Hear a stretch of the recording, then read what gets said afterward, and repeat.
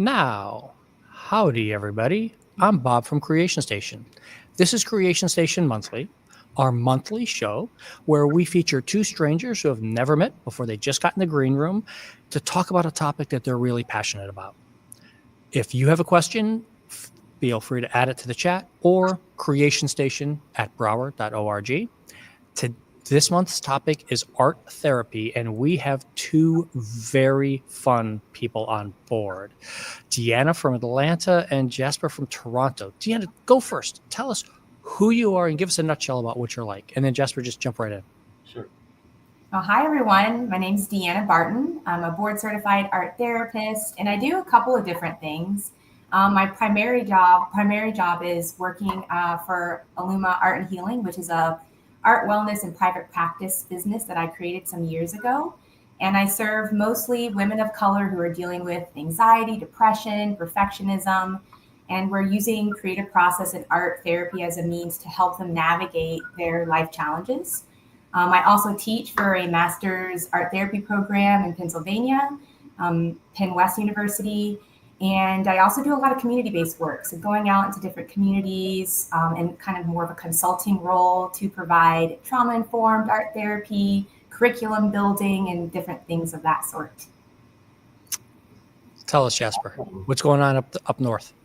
Yeah, it sounds like we have a lot of overlaps. My name is Jasper. I'm an expressive arts therapist, so I see people one-on-one, mostly in the 2S LGBTQ community, but also all demographics. I also run groups and workshops with different nonprofits locally and then also online internationally. And I'm a practicing artist, a multidisciplinary artist, and I've written and illustrated a children's book as well. Excellent. We're all about books here at the library. That's a good thing. So I'll ask you, Jasper, first, and then just jump in, Deanna, and go back and forth with each other about these things following up. How did you first get into therapy instead of just art? Tell me how did that trickle down there for you, Jasper? Yeah, so actually it's funny because I've always loved art, and I didn't actually consider myself an artist until I became an art therapist, because it kind of challenged my ideas of how to be an artist. Like, I thought you had to go to art school and you had to, be part of this institution of art. And so actually I kind of saw myself as a therapist first. I was in school in undergrad. I wanted to go into psychology, but then I didn't really like the way it was being taught because the medical model and a big focus on disorders and what's wrong with people, that didn't really resonate with me. And then you also needed calculus, and I'm really good at math. So it was kind of okay, I guess I can't be a therapist. But then I actually ended up doing my degree in sexual diversity studies and Buddhist mental health. And then from there, I started a master's program in spiritual care. So it was Buddhist theology mixed with psychotherapy, which I really loved the theology part, but again, it just didn't feel like the perfect fit. And then I found expressive arts therapy, and I started school for that, and I just felt like this is my place because it combines everything that I love. I can be an artist, I can be a therapist, and I kind of like to say that I'm an artist first and a therapist second. So that's kind of my journey into combining the art with the therapy. Deanna, I got to ask you the same question, but I also want to explain that ATR.BC thing going on with your name there. Yeah, so in the United States, the credentials for an art therapist are the registration and board certification. So it's ATR is the registration, and the BC stands for the board certification. Okay. Art therapists can also have licensure, but that's state by state. And in Georgia, we don't have licensure. So I just have the credentials for certification. Cool. Yeah. So how did you get into this? Oh, yeah. So I think, Jasper, I'm kind of reverse. Art is what drew me into this field. Growing up, always highly creative, loved the arts, mostly dance when I was very young, but it evolved into the visual arts into high school. When I got to college, was kind of interested in like, how can I make art a career?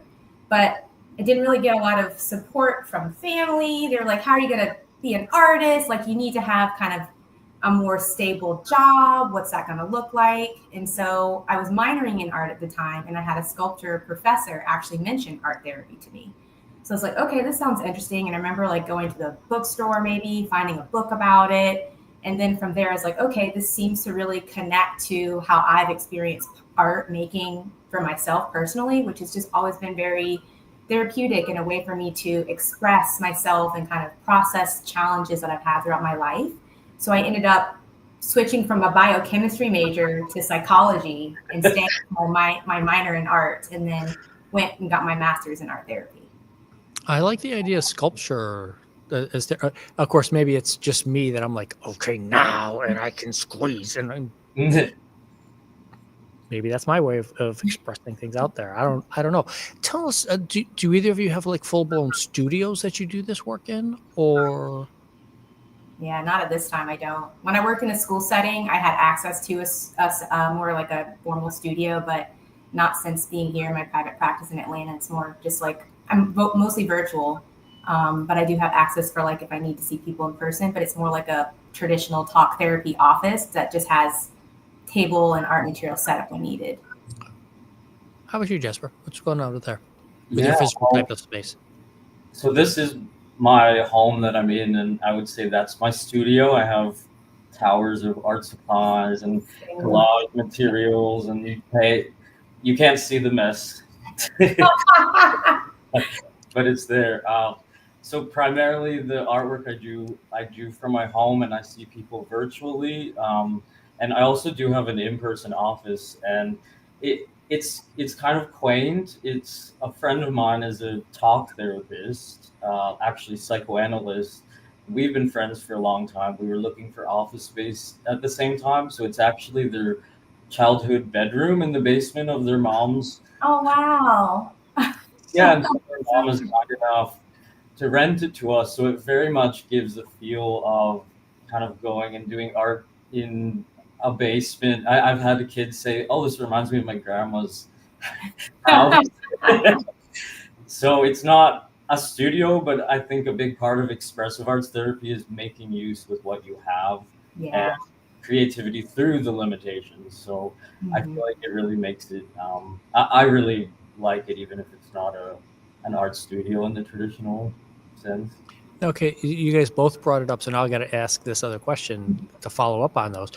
You're both doing this virtually as well as physically there, and when we did therapy last season, and we talked about the idea of doing therapy online versus sitting in person. How does that feel for you when you're working with somebody virtually through Zoom or Teams or whatever versus them sitting in the same room with you and creating and building? Go, Deanna. Okay, cool. I mean, it's definitely different. In person, you definitely have that exchange of energy that you just don't necessarily experience in a virtual remote world.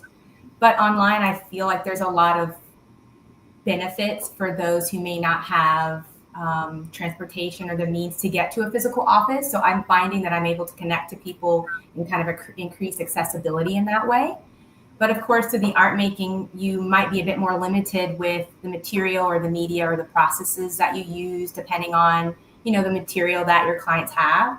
So typically with my clients, when they first start working with me, I will recommend different things that they can have on hand to work with me in session. So like more traditional materials like paper, colored pencils, maybe some type of paint. But Jasper, you were mentioning how like you really vibe with this idea of making art with whatever you have access to. And I'm a huge proponent of that. I think it's so important for us to just use what we have. It's tapping into our resourcefulness and our resilience in a way that I think the clients and the population that I work with really need. So, I mean, we're making art with lipstick and fingernail polish and, coffee instead of watercolor paint and found objects. And sometimes the creative process is more through mentalization and guided visualization and, sculpting something out of homemade dough. I mean, we get really creative and novel. So I think there are some limitations, of course, with the virtual space, but we can really make it whatever we need it to be in that moment. Oh, Jasper. Yeah, that really resonates with me as well. There's something I think that's intimate about being with someone in their home that feels a bit different than being in a space. And then there's something intimate about being two physical bodies in a room. So I would say it's kind of two very different manifestations. And on the making do with what you have, in expressive arts therapy, we do visual art and then we also do other types of expression. So poetry, for example, is a great accessible way that people can create and express themselves without needing any types of supplies. I was actually in school during lockdown, COVID lockdown, and here we had one of the longest lockdowns I think in the world or in North America. So it was so it was all online, all my training, and in a way that was really difficult. But I think I'm grateful because it did challenge me to think outside the box. And even, for example, there's digital drawing softwares you can do where two people can draw at the same time, even if you're across the world. And that makes it really accessible in a lot of ways, and especially in the queer community too. There's a lot of supports downtown Toronto where I live, but in the suburbs and more rural areas, it's a lot harder for people to find supports. So it is nice to be that support, even if they're not located, in the central city. That's cool. That is very cool. Yeah. Where, when you're talking about this for equipment type thing, as you stumble upon, where I'm a technology show, I know what I'm doing. But tell me about that difference in what kind of technology do you think, because you mentioned, Jasper, about writing. What do you actually think someone needs to be able to participate on this on their own? Or maybe I think I'm asking the question the wrong way. I'm like, what is the minimum stuff you two think someone needs to be able to do this? Is there a minimum? I think the first thing that comes to mind is just themselves. Okay. Like, I think that's the bare minimum, because while I'm not an expressive arts therapist, I do have a dance background, and the body can also be the media. So making shapes and forms with ourselves, and making movement, right? Like, I think that inevitably is what informs how the hand moves and makes a mark. So I think just coming with yourself is the bare minimum. And if you needed something like a mediator to draw or make a mark, whatever can create that mark could be the extension of the next needed thing, I guess. What's your opinion there, Jasper? Absolutely, I completely agree. I love that you have a dance background too, because I feel like one of the most powerful things about art therapy is that it's so embodied. Yeah. You literally have to be in your body, whether you're painting, whether you're dancing, embodying the words. So I think I agree. Just your imagination, yourself, your body. I really invite people to show up in whatever way they feel comfortable to in that particular day. And then also, I think the relationship between two people can be an art form in a way, dance in a way. Like, I'm thinking about storytelling and how, one game I like to do is one person says a line and then the next person continues the story. And it seems so simple, and it's, I think, a game maybe many of us did when we were kids, and that's kind of the point is, kids see a stick and they can make a million different stories about it, a million different, they can make it into a million different things. And I think for me, art therapy is a lot about play and bringing that mentality of being a kid in the world and saying, oh, everything can be art. Yeah, that really resonates too with this idea of the co-creating that happens in art therapy. I think that's one of the big differentiators or things that are, different when you think about talk therapy, because you and the art therapist are really in this process of co-creation, collaboration. And sometimes that doesn't necessarily happen when you're just talking about things. So I think that's something that's uniquely us in this kind of expressive arts and therapeutic space. So true. You hit it, Jasper, right there. That's one of my quotes. It's on every one of my web pages, on everything there. We do not stop playing because we grow old. We grow old because we stop playing. Yeah. Yeah, that's my philosophy for a lot of life. Deanna, I'm coming back to you now because I always ask about what was the first thing that you did that was creative and doing things. Were you eating dirt in the backyard? Were you finger painting? You're doing dance. Yeah. Just getting started. You're just dancing as a kid. Yeah. Tell me about that. How'd that evolve? Yeah. So the earliest, not my personal memory, but the earliest story that I have of me and being creative in that kind of space was my parents entered me in like a diaper race, like a baby diaper race or something. And they were playing music during this race. And when they said go, all the other little babies start crawling to the other parent, but I'm just like sitting there like vibing to the music. So my mom knew like I got to put this kid in dance. And so I started at 3, and from 3 all the way through college, I was always moving. So I think dance has been like my most innate form of art making or creative expression. But then I was also like painting and drawing and sewing. I mean, I was just a very highly active but very creative kid. And so I think, just over the years, I flipped my professional like identity too. Like I think I'm more art therapist now, but like there are times in the past where my artist self is more in the forefront, and a lot of my art does kind of tie back to that dance and movement kind of origins of my own creative practice and art making. Jasper, how about you? What were you doing? I know you said you went to therapy first versus art. How did you what was your creative journey through that? Yeah, so I remember, I have a memory when I was really little.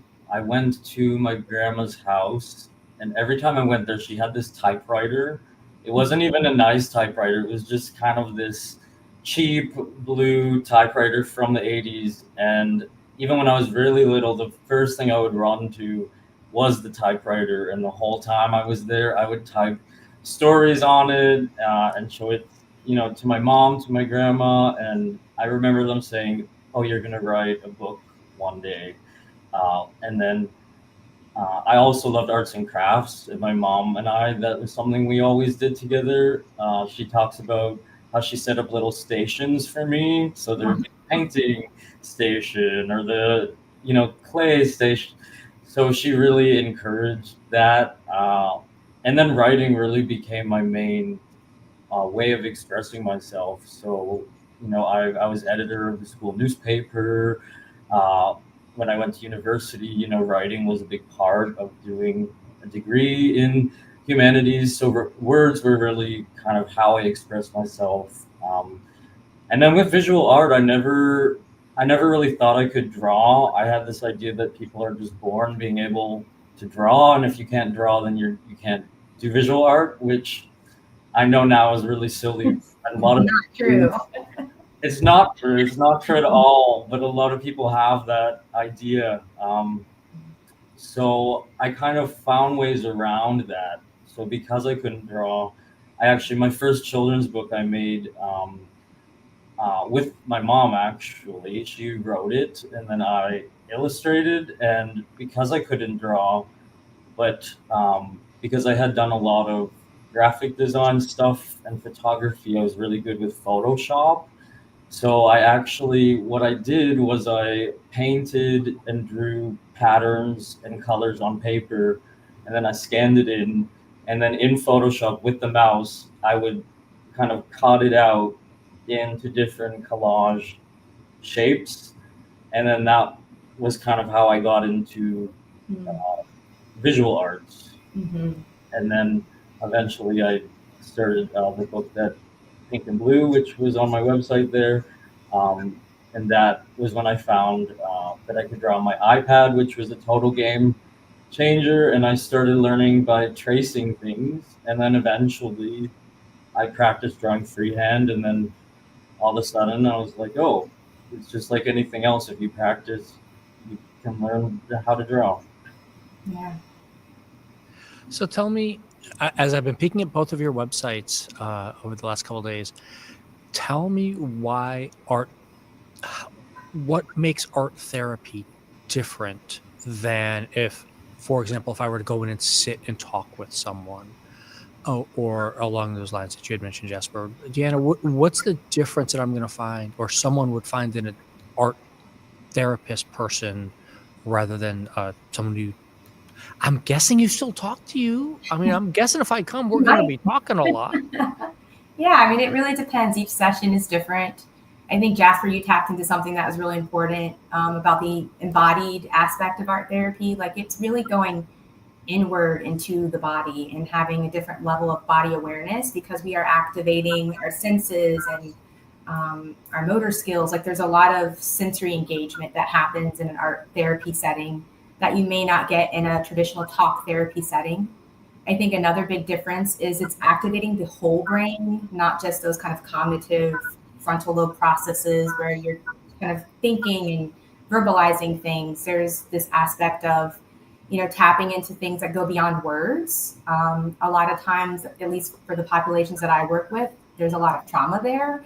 And trauma is not necessarily stored in words. It's stored in the body. It's stored in our sensory memory.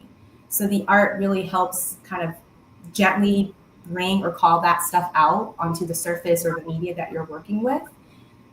So there's just a lot of material that we're able to kind of access fairly gently without having someone go through a process of retelling their trauma, which can be re-traumatizing, right? So it's just a different way of kind of eliciting things emotionally through memory, through storytelling. And the art really becomes the container and also the focal point, right? So we're talking about that tree you sculpted, which may hold a lot of meaning versus you telling the trauma that happened outside when you were a kid. So just, I think that's in a nutshell kind of how it differs. How does it feel for you, Jasper? Absolutely. Yeah. I think a big part of expressive arts therapy too, for me, is witnessing people's art and creation. There is a lot of kind of talk involved in talk therapy, but I think a lot of what you said, the difference is the embodiment aspect and then also the strengths-based aspect. So there's kind of this traditional therapy idea, which started with Sigmund Freud, and even maybe earlier with, the ancient Greek idea of catharsis, where people think that, you have to vent all your feelings and then it's kind of like purging it, or like a Catholic confession, and then you're good and then you go through your life. But there's a lot of kind of contradicting views around that, and one of it is that actually can maybe kind of perpetuate the cycle of your nervous system being activated. So expressive arts therapy, instead of saying, okay, feel all of your problems, it holds the difficult feelings and emotions while focusing on the strengths and focusing on, okay, how did you get through that problem? Mm-hmm. What are you going to create out of this situation? How can you find or create beauty out of this suffering? And I find it's very helpful. Obviously, it's still very difficult. It's not like you're not going into these difficult feelings, but having art to contain those feelings just feels a lot more hopeful and a lot more, I would say, enriching for them and also for me too. And being able to witness that process, I think a big part of why people go to therapy is because they have so many stories inside them, uh, and they just want someone to witness it and not judge it and not criticize, not tell them what to do, but just be present with that story and have a connection through that. And I think art is such a beautiful way to create that connection. Yeah, I really appreciate that idea of the witnessing. That's a huge part of the kind of art therapy process. And also, I think a common kind of misconception is like you have to be good at art or have some experience in art making to be in art therapy, but that's not true at all. I think, like I was saying earlier about like just making marks or using the body or even kind of going into your imagination, storytelling, there's so many ways that you can engage in that creative process.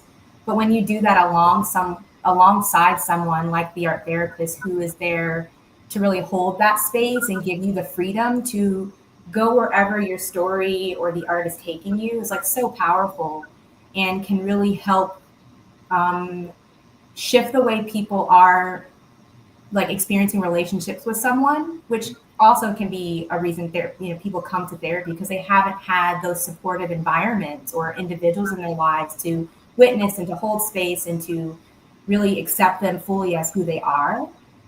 So I think that's also one thing that's really beautiful about what art therapy can kind of that space that we can create for our clients. You just made me ping something in my mind. Is it more that I was just thinking along the lines of most of this is single people coming to see you or they're little kids coming to see you? Tell me, why am I wrong? Tell me. Yeah. So I think, again, a common misconception like art therapy is for children. It does work great for kids, but it really works great for individuals of all ages and all backgrounds. I primarily in my private practice work with women who are over the age of 18. I think my oldest client is in her 50s. I've also worked in the geriatric unit of a mental health facility. And also not just individuals. I do a lot of community-based work where you're working with families and groups of individuals. And so art brings people together. I think in a lot of communities and through a lot of different cultures, that's also something that can at times be very familiar as a way of navigating hardship, where you lean into the arts, the music, the dance, the storytelling, the cooking, right? Like there are so many different ways that various cultures around the world kind of have those moments of expression and release of heavy emotion that is really grounded in the arts. So if we're really honest, like art therapy is not this westernized phenomenon. This is something that has existed in the world across eons, dating back to like the early human. But of course, it's been formalized and medicalized across, more recent contemporary times. But this is, again, something when we talk about like that embodiment, that's like I believe it's a very innate part of being human. Like we need to have this capacity to express ourselves, and whatever the means of expression speaks to you is what we as art therapists want to hold space for you to explore at a deeper level with us there to witness and hold the space. As somebody just echoing my thoughts inside, saying they adore your inclusion of cooking. And I'm like, this just immediately clicked in my mind like, oh yeah, the person who just like stress bakes and all of a sudden there's 6 dozen cookies in the morning. And tell me, Jasper, how's that fit in for yours? Yeah, absolutely. I feel like creating art is the natural human state. I feel like it's our society that has really conditioned people not to do that, not to think as creatively, kind of to comply and to conform, to serve kind of the capitalist system. So a lot of times with adults that I work with, the big thing is just giving them permission to create art and play. And it's really incredible once you give someone that permission, how much they actually do embody that role of artist. And thinking about cooking, actually. So one workshop that is always a huge success that I do a lot at the public library here in Toronto is cookie decorating. So, and I do this a lot with teens. And if you've ever worked with teens, you can imagine that sometimes they're hard to engage, especially it's not school. It's like, after school, they don't have to be there. Especially a lot of teenage boys. If there's art involved, a lot of them will kind of look and be curious, but then they'll be like, oh, I'm way too cool for art and crafts. But with cookies, I bring the cookies and I encourage them to decorate it. And they come up with such cool designs and such cool ideas. And it gives them a way to participate and have permission to create in a way that, feels kind of comfortable for them. So absolutely everything you were saying about art therapy being for all ages, and I think especially people who don't get to create in their everyday lives like a lot of adults. Yeah. I think it can be especially impactful. I do think that right there you hit that, Jasper. Especially as people grow old, they forget the fact of you can just make art. You don't have to be good at it. You don't have to make a living. It doesn't have to be a side hustle. Just play. Just have fun and do. I mean, I run a couple of role playing games because I have fun. This is what I do. I mean, we'll talk about writing as therapy. I've got tens of thousands of pages of a wiki that we could look over. But I did want to say, give me your mentor. Who helped you figure out that, okay, I like art, I like therapy, I like the other? Who helped make it gel for you that this is what works and this is what I want to do?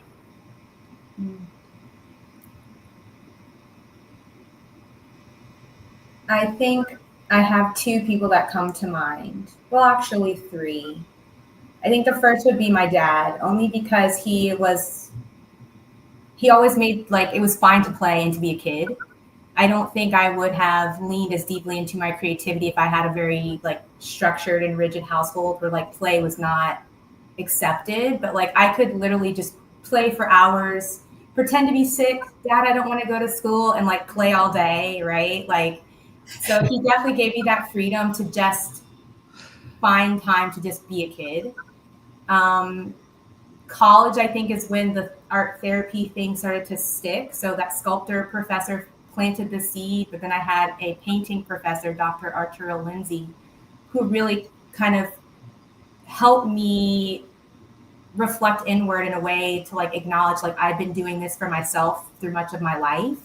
So kind of going deeper into learning how to paint and then using painting and self-portraiture at that time as a way to kind of almost do like a art therapy for myself and then exhibit that on campus, like really shifted my understanding of the media of paint and how this can elicit emotional expression.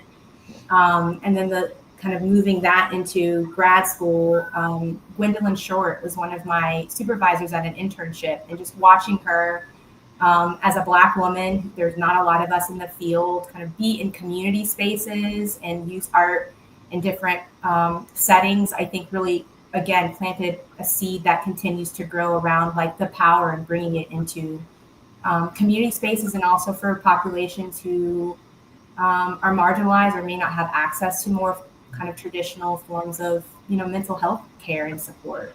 So I'd say those are definitely those kind of key people in my life that helped me become who I am. How about it, Jasper? Who do you want to shout out to? Definitely my mom.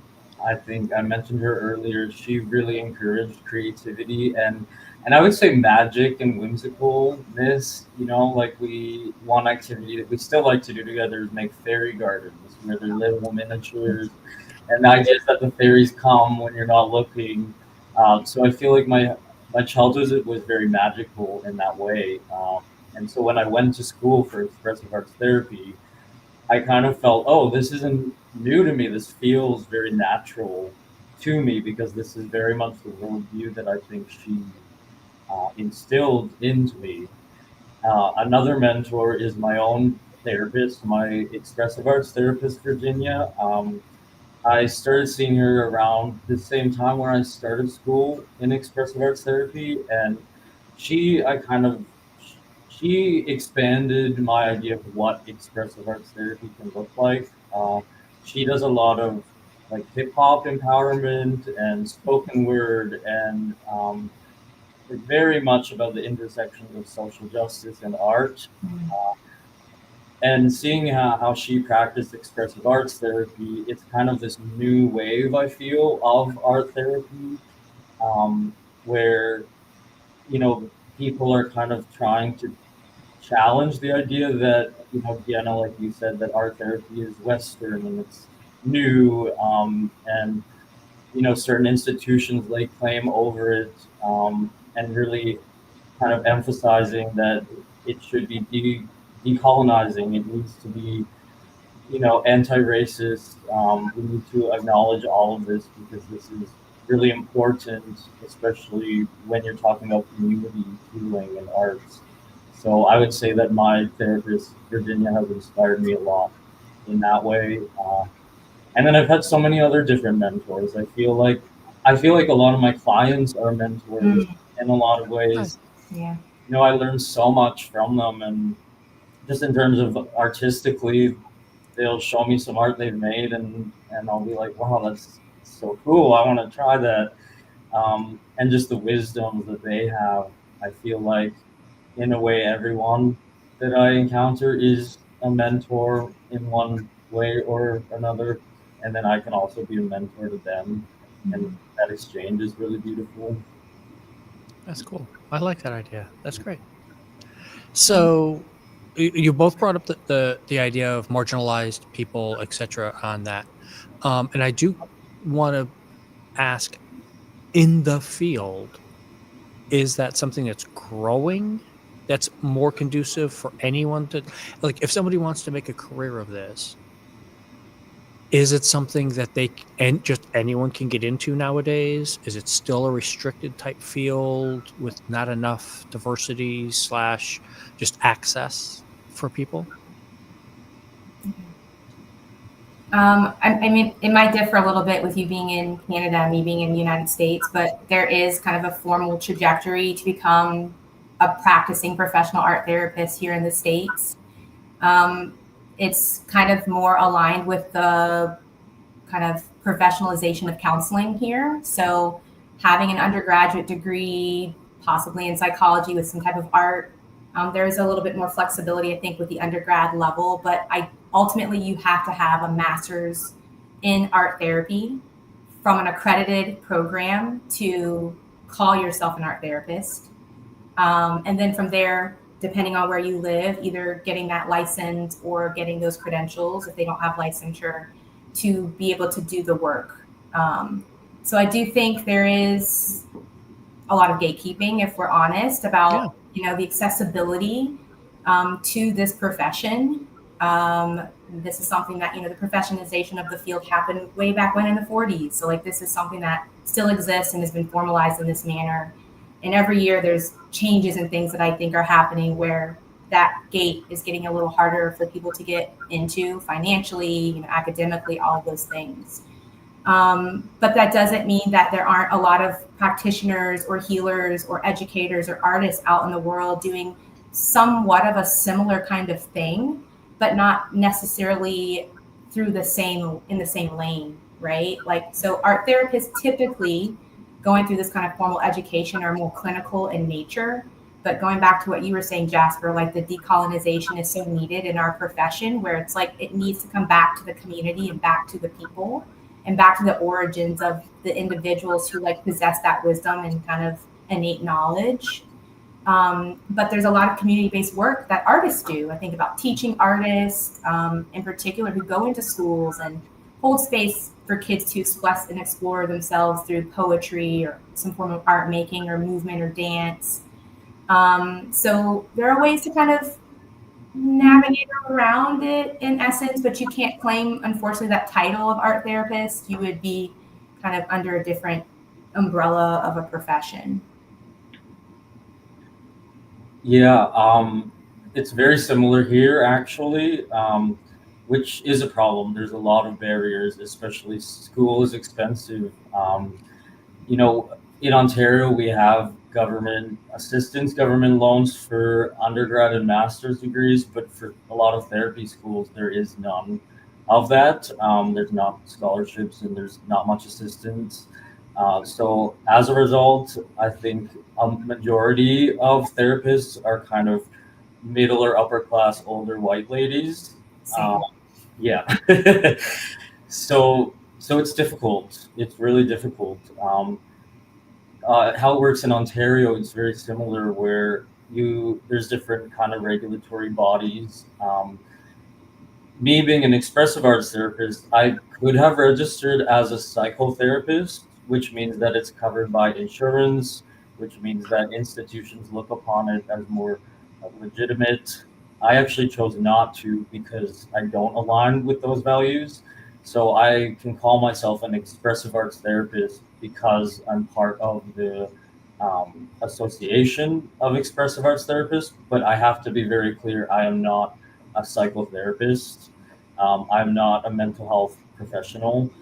Um, but that's actually why I think a lot of people come to see me because they've had experiences in the mental health system that have actually been really harmful to them, or not been helpful. So they're looking for someone that's kind of outside of that institution in a way.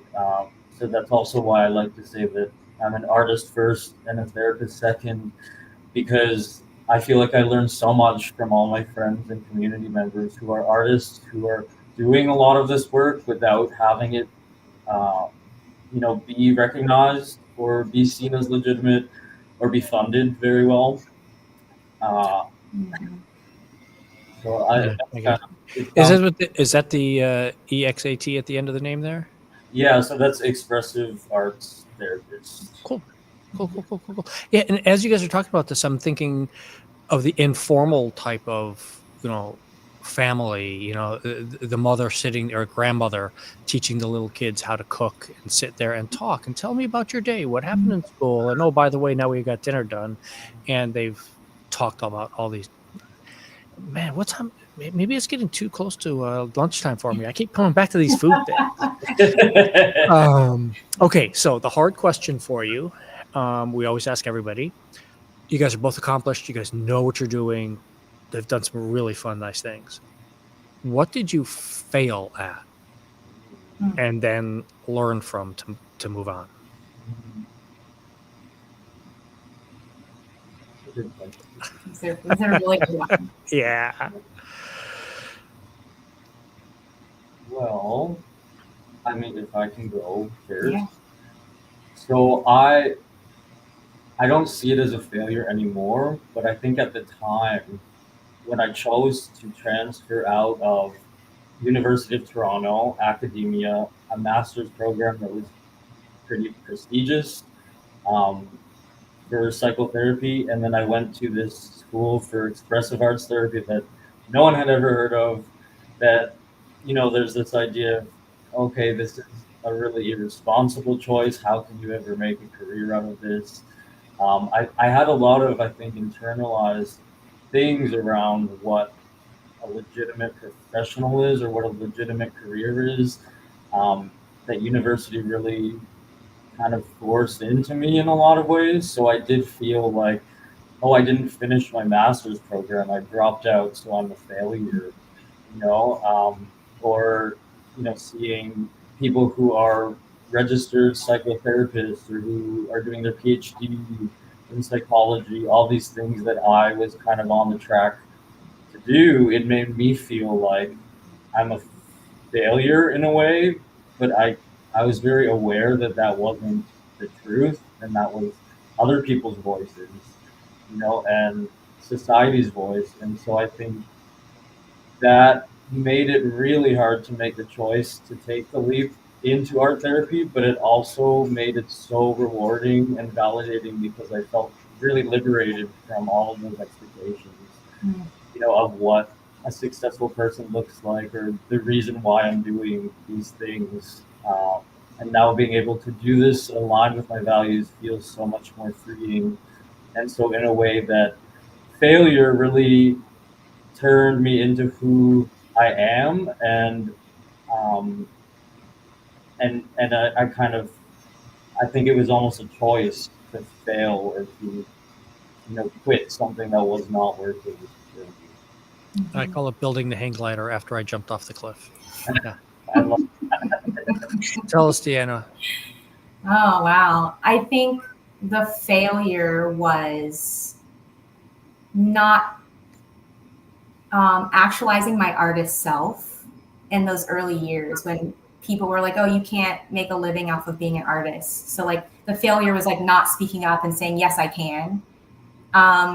I think in the early beginnings of being an art therapist, that artist identity was a little bit stronger, but over the years it's definitely dissipated. And Jasper, listening to you say in our conversation, like I'm an artist first and a therapist second, like really hits. I'm like, well, I've lost that, right? Like the art I make is small and in a sketchbook. And like, while there's nothing wrong with that, I know that there's so much more that I have to put out in the world from my artist self that I just haven't fully allowed. You've got art. You've got art. I know, but it's like, it's not really there's more. There's so much more that I feel like I've become a bit guarded in like really putting it out in the world. And I mean, I used to paint huge 6 foot by 6 foot self-portraits and do these like crazy, like, photo series. Like I just have lost a little bit of that. And so I think the failure is not continuing to like feed that piece. But she's still in there and slowly, coming back to the surface. So not a full failure, just kind of like maybe a bit of resting or, like just other things maybe need to happen first. And so there's a reason for everything. What we grow from. Yeah, exactly. Yeah, exactly. I got that feeling. Yeah. Yeah. Okay. We are a technology show. So I'm going to ask, what's the cool pipe dream, top of the line piece of tech that you want? So that's going to make your life better, easier, make you help other people easier, better, however you phrase that. What time machines are out, by the way. We have no funding for time machines.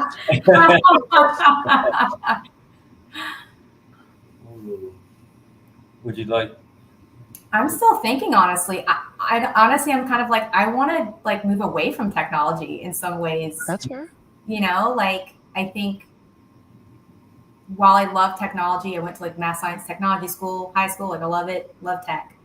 But there's something about analog, minimal tech, like back to earth, back to nature that I think we need so much of.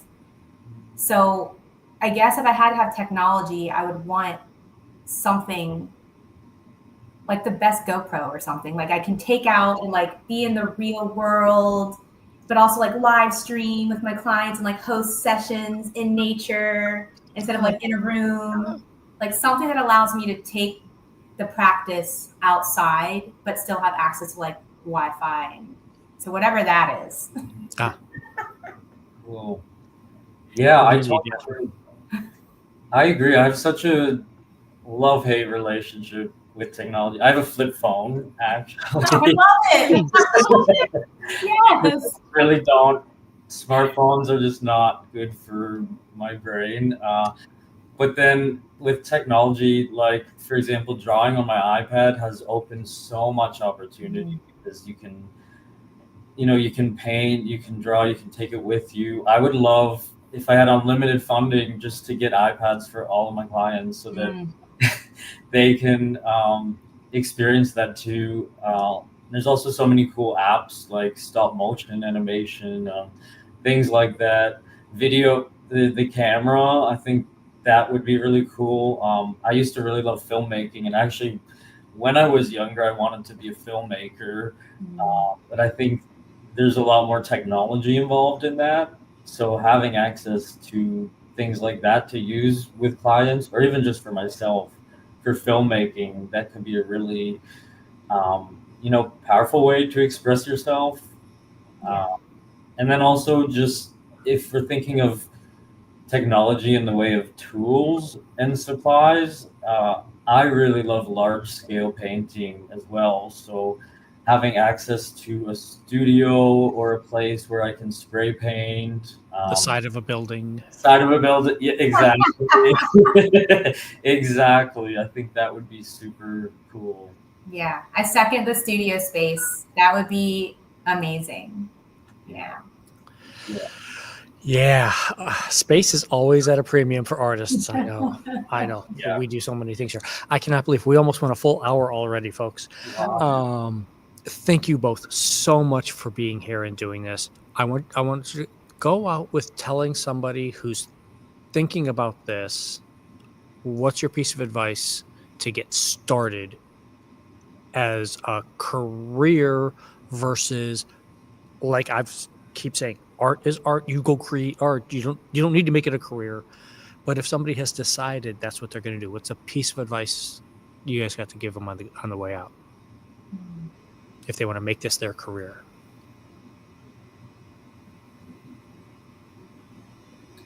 I would say first believe in yourself because you can make it a career. Don't listen to people who say you have to be a starving artist.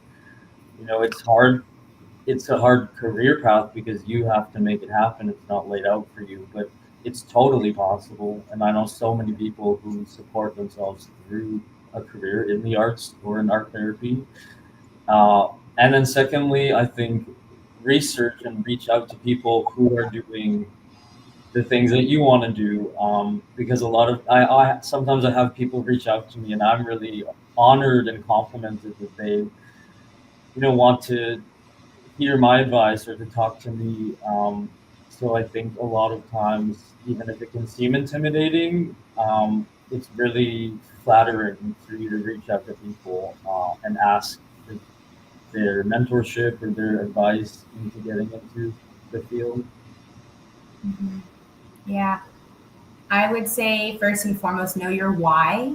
This can be also like, it's rewarding, but can be very taxing to hold space for individuals who are, navigating some really challenging things in their life.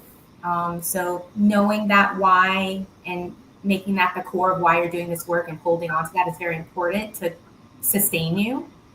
And then similarly, have kind of your tribe of people who you can lean in on and get that support from. So finding an art therapist or an artist and like picking their brain and really understanding like, you're not having to do this alone. Like you don't have to figure out the whole journey on your own. So find your team of people, and it's okay to ask for help. And in case nobody knows, both of their contact information is in the show notes for you. And in case you didn't guess, they're really easy to talk to ask and do things and work things, folks. They're both really great conversation. Thank you both so much. I feel much better about things right now. It's a good thing. If you do need to reach out, Creation Station at Broward.org comes to me and I can forward it along. And we'll see everybody next month. And we also have our weekly show on Thursday. Have a great time, everyone.